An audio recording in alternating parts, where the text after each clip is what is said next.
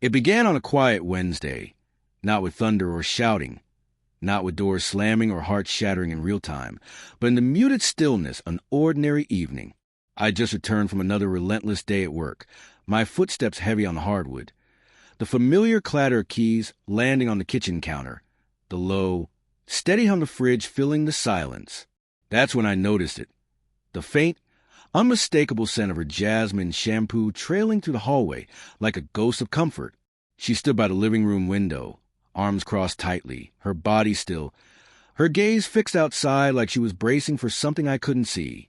She didn't acknowledge me when I entered. "Hey!" Something wrong?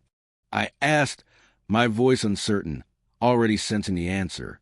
She turned slowly, her face unreadable, voice measured and painfully calm, like she had rehearsed the words until they lost all emotion.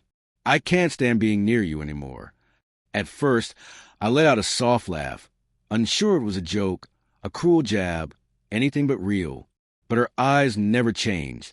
No flash of sarcasm, no anger, no regret. Just an eerie stillness that struck deeper than any argument ever could.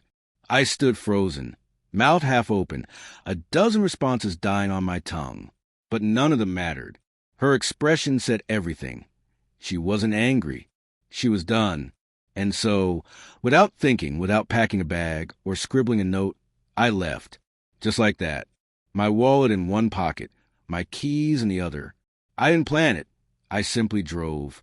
Past familiar streets, past city lights, until the world I had known faded into a distant blur.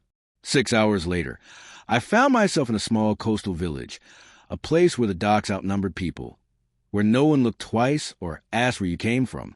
I rented a room above an old hardware shop, paid in cash, and introduced myself simply as Tom. No last name, no questions. I took up odd jobs, mending fences, patching roofs, tightening bolts that no one else had time for. I worked until my hands ached, until my mind finally quieted. I never mentioned her. Not once. Not to the old man who ran the bait shop, or the widow who brought me leftover pie. I didn't need to. She was everywhere anyway. In the peppermint scent wafting from a nearby cafe, in the haunting melody of a love song drifting from a passing car, in the way my hand still reached out in the night for warmth that wasn't there. She never called. Not once. That silence, thicker than anger, sharper than blame, cut deeper than any word she'd spoken. Time melted away. Days blurred into weeks, and weeks into months. Then, just when I convinced myself the past was behind me, the phone rang.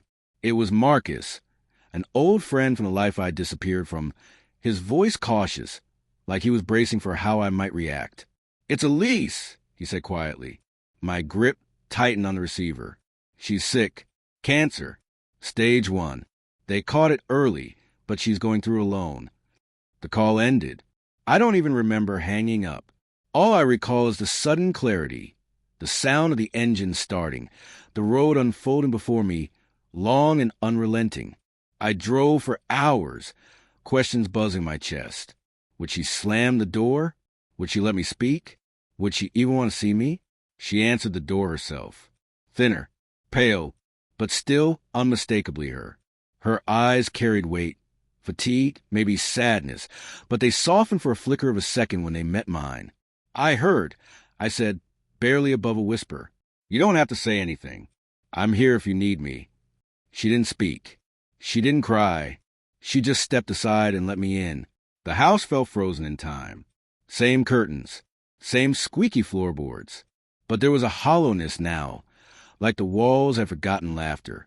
That first night, I took the couch. She didn't offer the bed. I didn't ask. The next morning, I made tea the way she used to like it. 2 sugars, a touch of cream. She accepted it without a word. That became our routine. Quiet gestures. No explanations. No expectations. Her treatment started shortly after. The chemo brought exhaustion, nausea, long hours in sterile rooms filled with the scent of antiseptic and fear. I drove her to every appointment, waited in every lobby.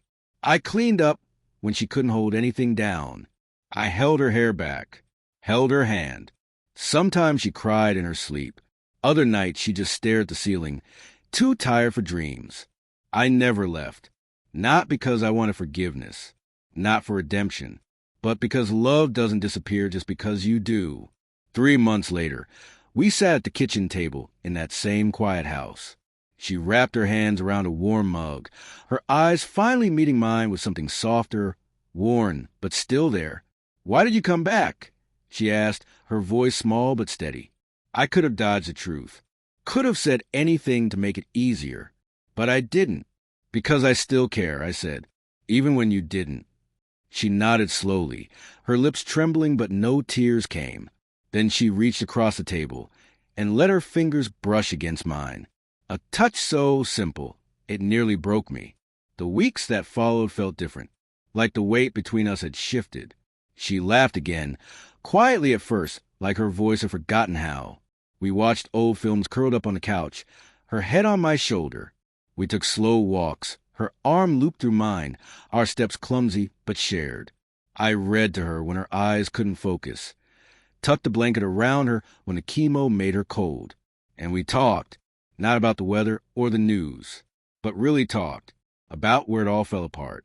She told me how she felt invisible, like she was vanishing in her own home. I told her how I felt powerless, like nothing I did ever reached her. It hurt, but it was real. And for the first time in a long time, that truth pulled us closer instead of pushing us away. Then came the moment we'd both feared and prayed for. The doctor smiled just slightly and said, "You're clear." No grand speeches, just those 2 words. But they were enough. She collapsed into my arms, sobbing not just from relief, but from release, like she could breathe again. Like maybe, finally we both could. She survived cancer. But in those 5 months, we survived something else, too. Distance. Silence. The quiet corrosion of a love once taken for granted. We didn't pretend the past never happened. We didn't dress it up or bury it. We carried it forward, together, carefully, honestly. And somehow, that changed everything.